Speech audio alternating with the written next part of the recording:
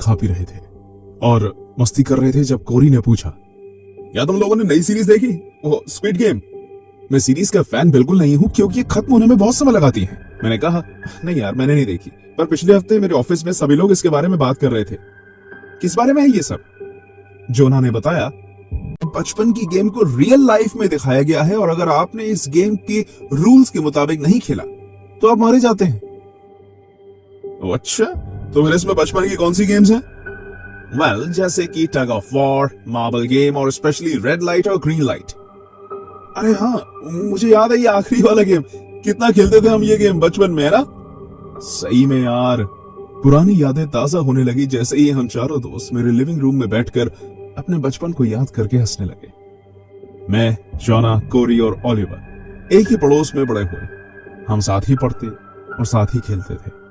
समय के साथ साथ हम सब अलग हो गए, सब अपने काम में बिजी हो गए और आज 10 साल बाद हम सब फिर से मिले थे और ये ओलिवर की मदद से हुआ था। वो बचपन से ही एक हेल्पिंग फ्रेंड रहा है, चाहे हम उससे कितना भी मजाक क्यों ना कर लें।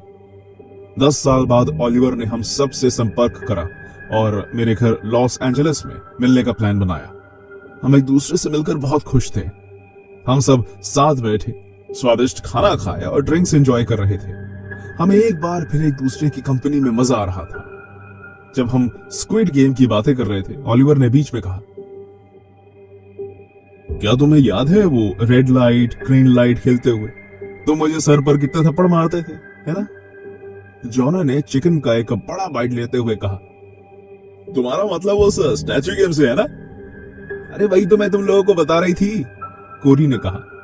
मैं उस टाइम शर्मिंदा हो गया क्योंकि बचपन में हमने वाकई ओलिवर को काफी बुली किया था। वो तब काफी गोल मटोल हुआ करता था और हम हमेशा कोई तरीका खोजा करते थे उसे बाहर करने का, ताकि हम गेम खेल सकें और फिनिश लाइन पर पहुंचकर उसके सर पर थप्पड़ मार सकें। मुझे बहुत अटपटा लगा और मैंने कहा, सॉरी यार, बचपन में वो कितने स्टूपिड और मीन थे।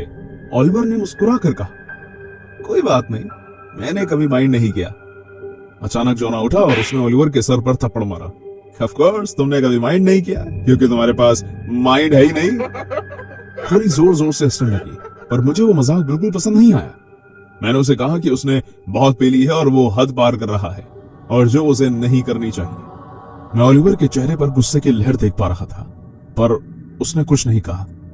वो बस उठा और किचन से कुछ और ड्रिंक्स लाने के लिए चला गया।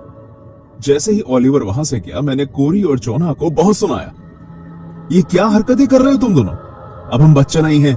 ओलिवर की मदद से ही हम सब इतने सालों बाद एक साथ हुए हैं। तुम्हें उसकी इज्जत करनी चाहिए यार। मैं जानता था मेरी किसी भी बात का उन पर कोई असर नहीं हुआ है। मैं वहां से उठकर किचन में ओलिवर की मदद करने चला गया। वो फ्रिज के पास खड़ा था। मैंने प्यार से उसे कहा, उनकी बात का बुरा मत मानना दोस्त, वो हमेशा से ही ऐसे। इनकी तरफ से मैं तुमसे माफी मांगता हूं। इट्स ओके, तुम्हारे अंदर ये बदलाव देखकर मैं खुश हूं।